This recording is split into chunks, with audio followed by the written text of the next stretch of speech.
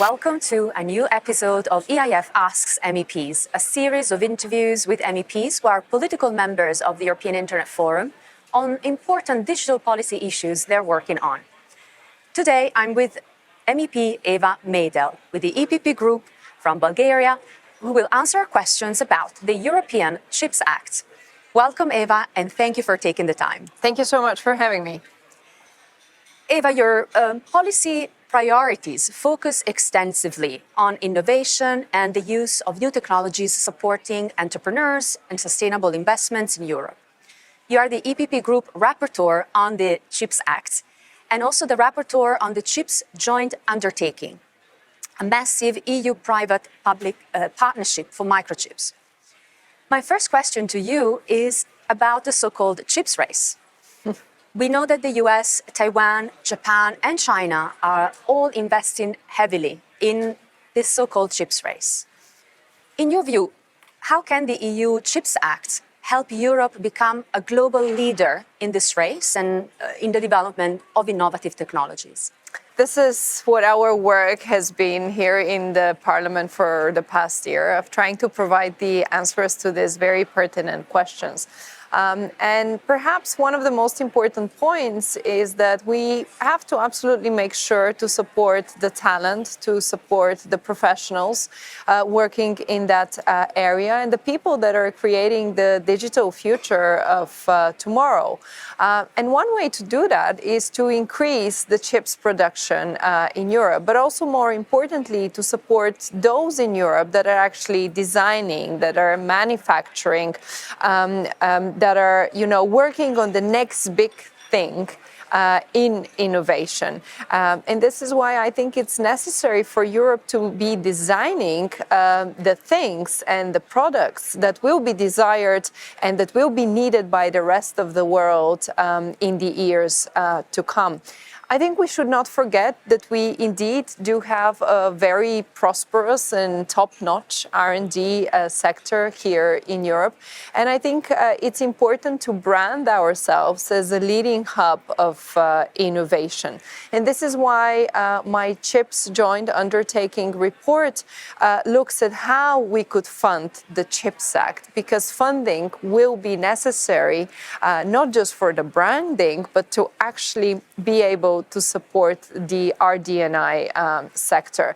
And I think at this point, the Parliament is very united by standing behind what I've said is that we would need fresh funding from EU, and this would mean more funding.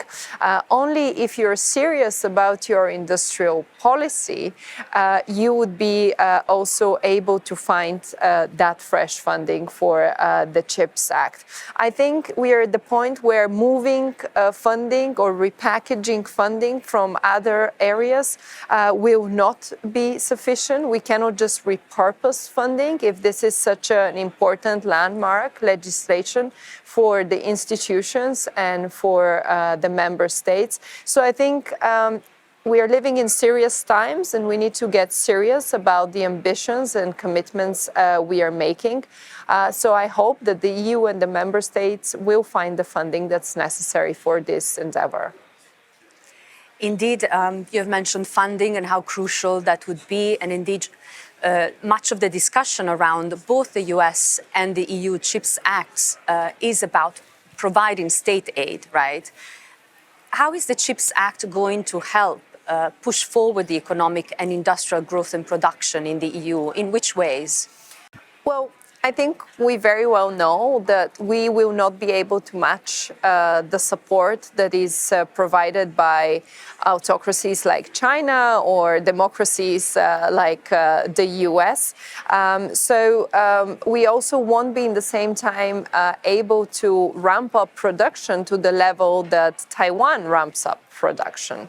And so that's why I think we need to think very smart and very strategic of what can we have, what can we do with the existing means that we have right now. And I think part of it is presenting Europe as a very attractive and existing place for private investments, for startups to develop, for SMEs to grow, for startups to ultimately become scale-ups.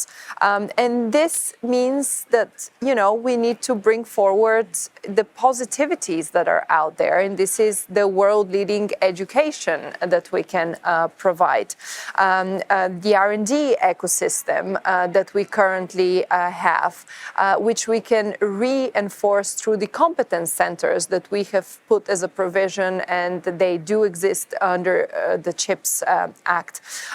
But I think a very important point would be to enhance international cooperation. We do put a hint in that, a very clear way of how to do that within the CHIPS Act. But also we will need to collaborate much more and more extensively with industry, while in the same time pushing for greener and more sustainable industrial practices. And perhaps finally, I think we should not forget the other assets, so to say, that Europe has. And this is our single market. This is our relative political stability compared to the rest of the world. It is also the ability for workers to freely move, and so on and so forth. So these are all assets that, if a business wants to invest in Europe, will consider, and we need to be proud of those achievements. But of course, we, have to be aware of the realities and where we need further support. And I think I mentioned a couple of those already. Yes, very clear indeed. About the CHIPS Act, it has been said that this act is a potential blueprint for the future of the EU industrial policy. In your view, what are the key elements that are in the act that should apply across the entire tech and industrial sector in the EU? So I think it's very important that we do not look at the CHIPS Act as a one-trick pony, basically. We need to find a way to boost the European industry in a very concrete manner, but also in a very strategic manner. It has to go beyond subsidies. We cannot just think we'll subsidize everything and miraculously we'll be prospering. I think we're at the point where we have our chance to redefine our industrial policy, to make it more connected, to make it more agile, to make it better prepared, while in the same time it's going to be much more greener in terms of economy, in terms of its workforce. And so this is why I think we need to look forward on how to deliver in the clean tech sphere and in the clean tech space.